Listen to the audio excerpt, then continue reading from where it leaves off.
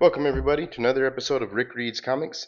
Today we're going to finish Mighty Marvel Masterworks Volume 1 of the Silver Surfer called Sentinel of the Spaceways. We have been reading this for a few weeks, maybe like a month, and we're on the final issue. And it is a short one, so it's going to be a short video today, and it's a funny one because we've gone through issues number 1, 2, 3, and 4 of the Silver Surfer series that came out. Let me see. We'll just go to the table of contents. Came out in 1968, and then we went through an issue of the Fantastic Four Annual number 5 in 1967. Just a story for the Silver Surfer, though. It was the peerless power of the Silver Surfer. That was the last episode. And now we're going to go through Not Brand Echh number 13 from May 1969, and it's the origin of the Simple Surfer.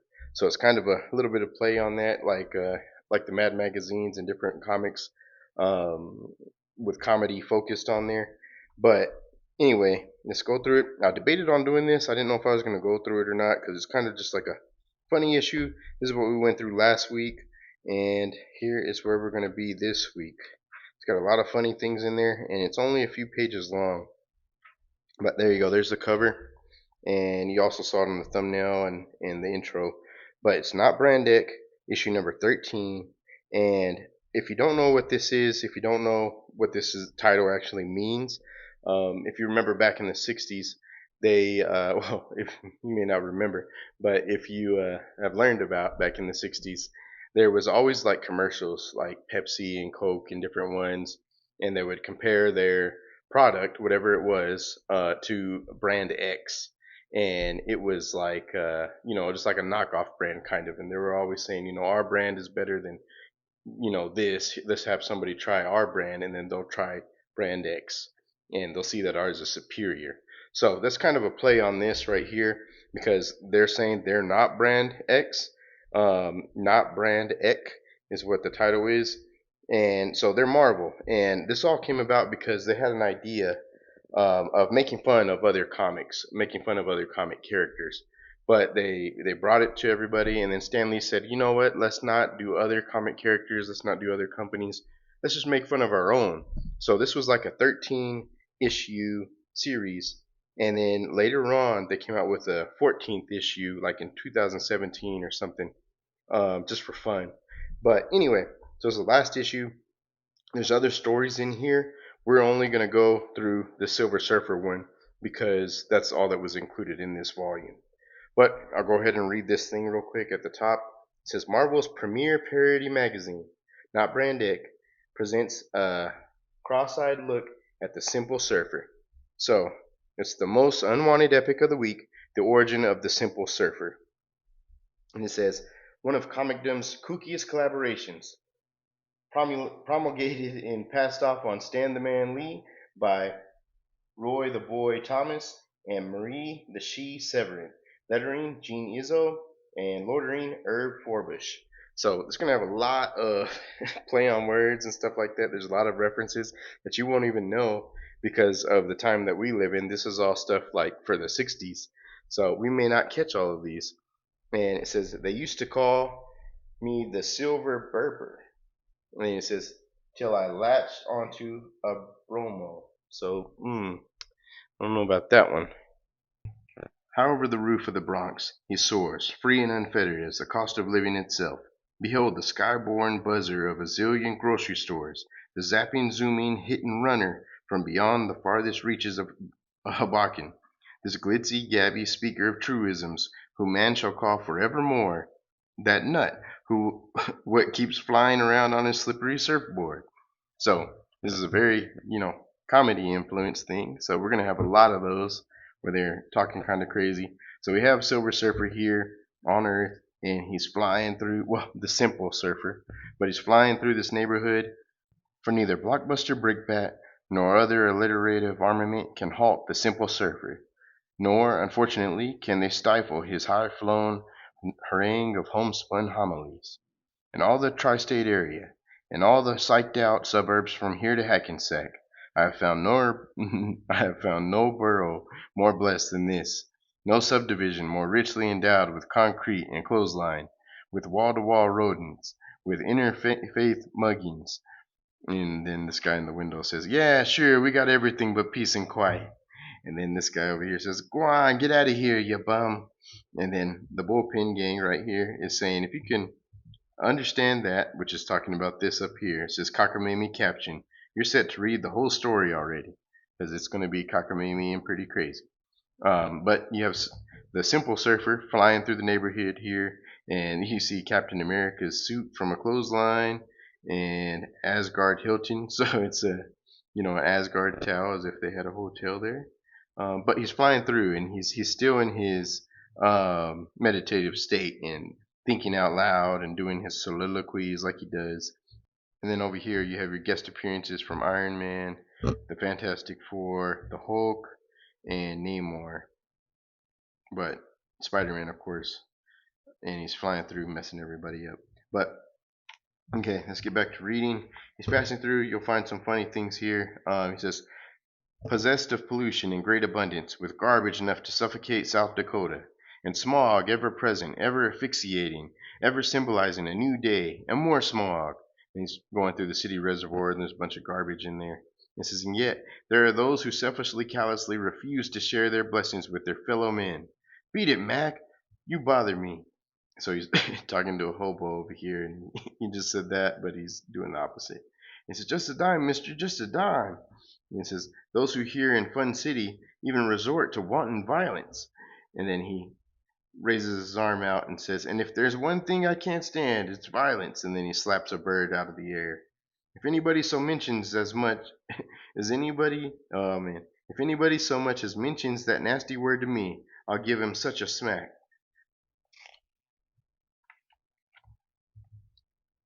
While trapped amidst those awful meanies stands sweet, sensitive I, or is it sweet, sensitive me? Anyway, I want to go home to the happy planet of Hoopla. I remember my last day there as if it were yesterday. Matter of fact, it was yesterday. So Zenla is now Hoopla in here. He says, I hear again the lovely, faithful, shallow gal. Hear once more her gentle, soothing voice. And I imagine she's pretty annoying. And she says, I want to get married. Boring cad. So his real name is Boring Cad. Sorry, Shal, I can't hear you. I'm too busy being fete, blasé, and otherwise moody. If only I hadn't lost my toupee. Serves you right, you lowlife, for sermonizing in a wind tunnel. It was at that very moment, a moment destined to alter the course of zillions, possibly hundreds of lives, that the fateful interruption occurred. We interrupt this program to bring you a fateful interruption. Oh, why do they always fatefully interrupt my favorite program? Wait, Boring. Maybe this fateful interruption is important. Free men of Hoopla, attend to my words. Also listen a little. A gigantic alien spacecraft has entered our galaxy, piercing all nuclear defenses and threatening to destroy all life on our planet. But first, a word from our sponsor. Sizzling Stars, is he serious? They spelled serious like the star. Ah ha ha. Yet we shall not fear, Boring Cad, though a universe topple about us. We fear not the coming nuclear holocaust, the approaching cosmic catastrophe. Right, Boring, baby? Boring? He's gone. Oh, well, he was a lousy mahjong player anyway. So, Boring, Boring's running out of there, and he says, yes, in that hour of planetary peril, I had done the honorable thing, the one deed a man of action could do. I'm cutting out, he says. It's just one of those nights, so I'm taking one of those fabulous flights, a trip to the moon on gossamer wings. I'll start a new life as a coal porter. And then he flies out and says, made it. But what's that large looming object before me? Howard Johnson's. It ain't... Wait, now I know. It's the alien spaceship. So he flies right into the alien spaceship and says, it's swallowing me up. And then it burps. And he says, then as I bravely left my own tiny craft, blasted ejector seat button, I thought I was turning on the windshield wipers. Oh well, might as well raid the kitchen. A guy gets hungry saving the world. Those lights, they're getting brighter. And the words are getting bolder. Must be getting near the nitty gritty. Yeesh. Suddenly I'm in grip of an alien all-consuming force. And besides, I tripped. So he yells out right there. And here we have the parody of Galactus.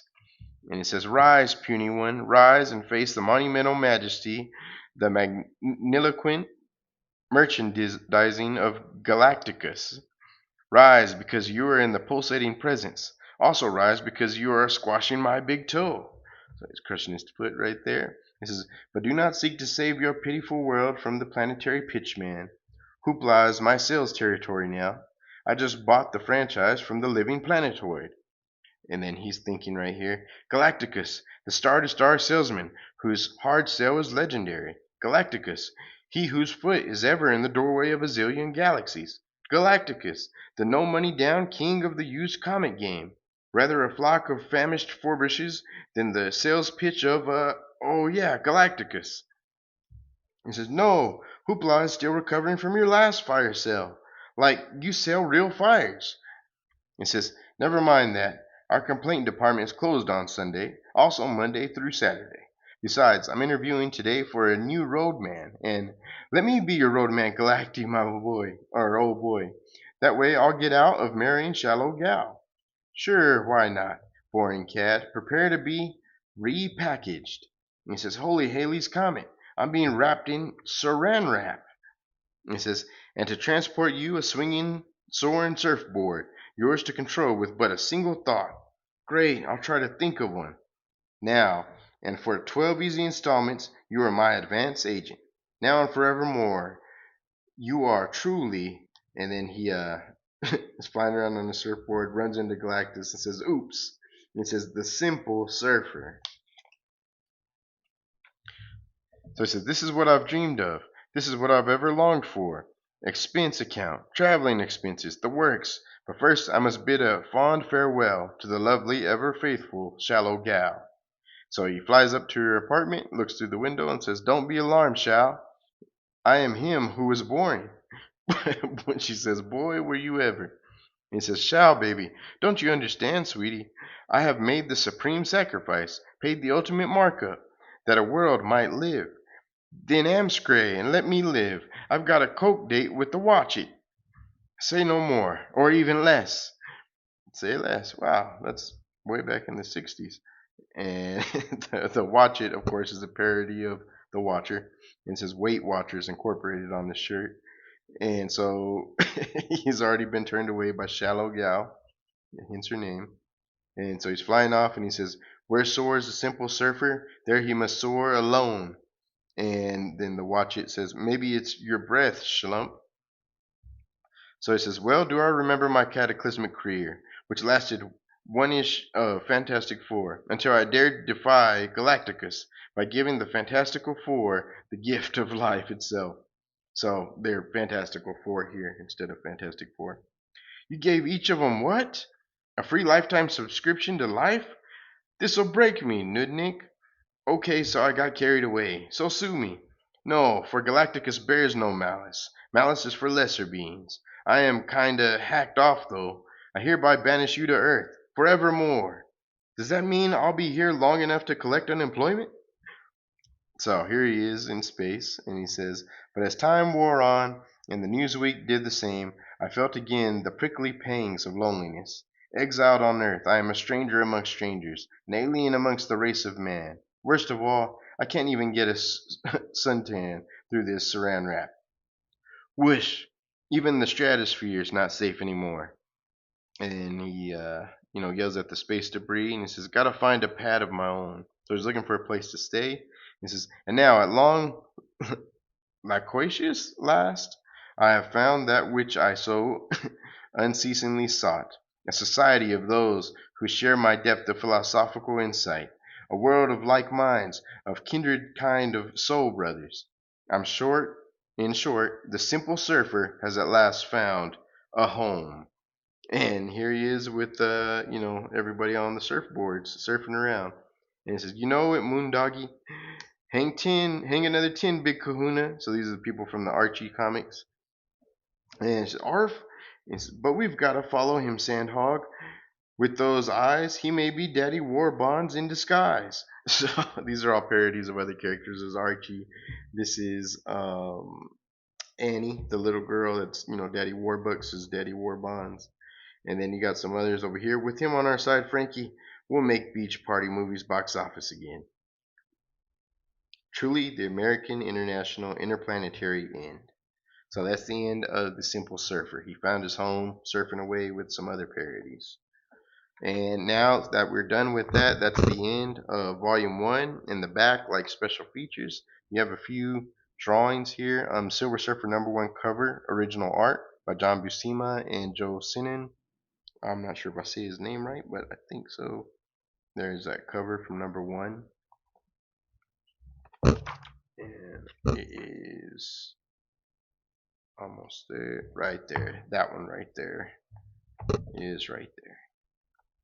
Then it says the Silver Surfer #2 cover original art featuring the piece's original layout and background by John Buscema and Joe Sinnott. So there's the #2 right here with everything, the layout around it. It looks pretty nice. I like these things. Being able to look at them without, it all being colored and finished. You can see the difference. And then right here on the last page, it says the Silver Surfer #1's double-sized solo series debut was promoted throughout Marvel's August 1968 titles in this house ad. So you found this ad, in other titles advertising what was coming. The most daringly dramatic superhero of all time in his own king-size magazine at last, because Marveldom assembled demanded it. Perhaps the most sensational, soul-stirring origin saga you've ever read. Plus, the brain-blasting all-new origin of the Watcher, which we didn't read that because it wasn't included in the volume, but that would have been in the first issue also. It says, another frankly fabulous first issue on sale now. The Marvel Age is on the march. So that's pretty cool. I enjoyed this. This was the first 4 issues, and then another story from the Fantastic Four Annual #5, and then the origin of the Simple Surfer from Not Brand Echh #13. So thanks for joining me. This is it. Maybe we'll get to some of these later. They got one for the Mighty Thor Volume 1, and they got the Incredible Hulk Volume 1, Daredevil Volume 1, and Doctor Strange Volume 1. So I kind of enjoyed this, so maybe we'll jump into these. I do want to get the X-Men version of these, so that way we can go through the first stories of the X-Men.